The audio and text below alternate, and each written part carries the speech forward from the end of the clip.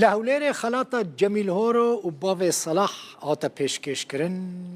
Vê carê xelat para hunermenda Kurd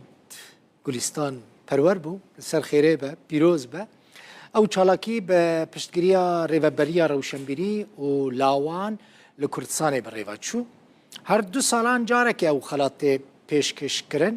Xelata yekemîn ji bo hunermend Nîzamedîn Arıc bû. Xelata duyemîn ji bo komponîst موزیکژنê hêja Diktor Dilşad Saîd bû. Xelata sêyem jî îro ji bo hunermenda dengxweş Gulistan perwer hate pêşkêşkirin. Ev jî dîmenên Gulistanê ne li gel Sînemxan, Prensesa Kurd Sînem Celadet Bedirxan. علي اگر تذكري بجمع من دوید بيجم اف آهنگ چواری خرايا و هدف و سبب في آهنگ چه؟ او جبو داناسینا چیای کرمینجی خلقی می بشیدنی کردستانه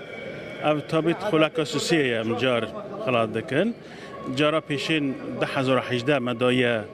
هنرمند نافدار فقیه ایران نظام الدین آریش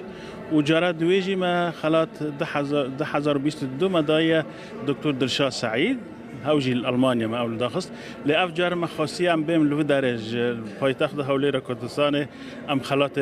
هنرمند كردي نافدار گلستان پروردن وقت به ما بستامش بدره أو أجو كردستانية مال بدره وقت به أوجي أقدار بن إيشو آزار خلقي ماي شيء كرمنج جو حردو هنرمند ما خلقي ورن اوانجی یعنی مرا هفت پار بنجبو ایشو آزاری خلقی مای جای کرمج بکشینین وقت به کی کاری مدبی بپرسم يعني جموا تشقاص جرينجك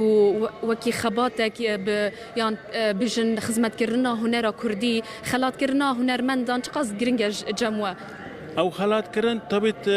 گرینگیا کوی تایبت هيا یا خلات کرنا هنرمندا جبرگو هنرمند براستی زمان کردی د پاریزن کلاپور کردی د پاریزن داستان و استران کردی وان د پاریزن و هر دو هنرمند می خلات بناوی وان هاتیا کرن او جی نافدارن دوا خدمت کلاپور و داستان کردی نافدارن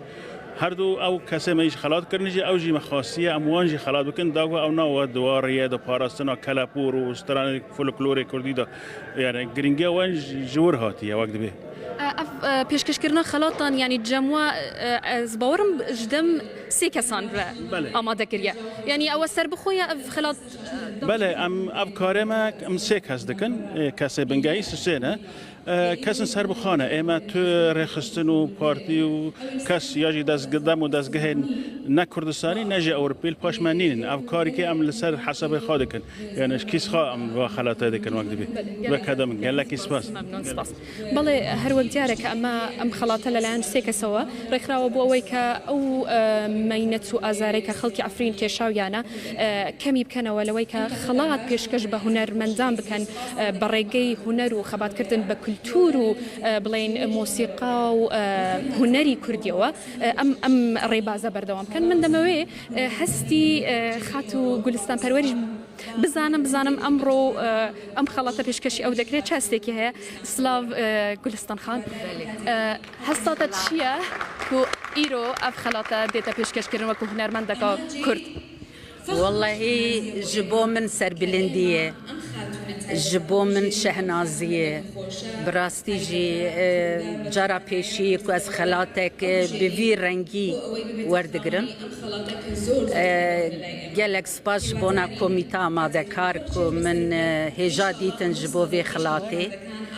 از سپاسیا وان دکم و از گلکی کیف خوشم از گلکی